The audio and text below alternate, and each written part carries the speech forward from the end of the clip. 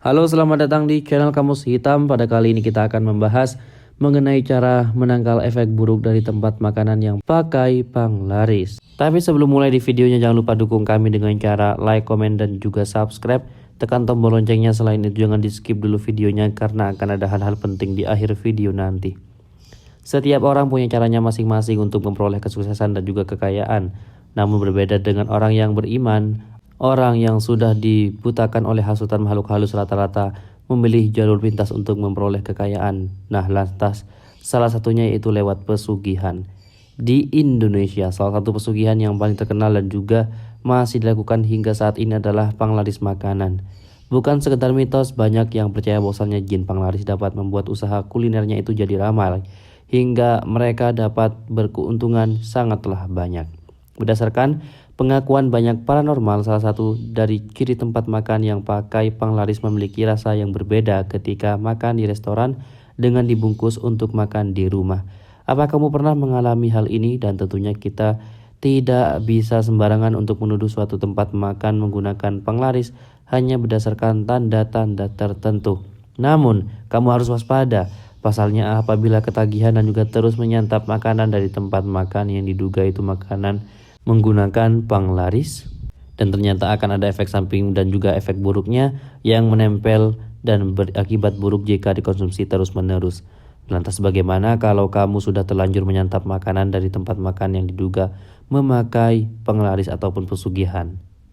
Ternyata ada cara yang sangatlah mudah dan juga ampuh menangkal efek buruk dari tempat makan yang pakai penglaris.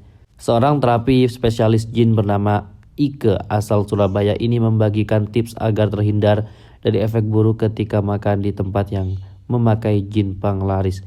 Menurutnya, ketika ingin makan menggunakan sendok dan juga garpu, usahakan memegang alat makan tersebut menggunakan tangan kiri, kemudian dioper ke tangan kanan. Begitu juga ketika ingin minum, yakni memegang gelas dengan tangan kiri ataupun lalu dioper dengan tangan kanan, baru diminum. Selain itu, ia juga mengingat untuk tidak lupa untuk berdoa.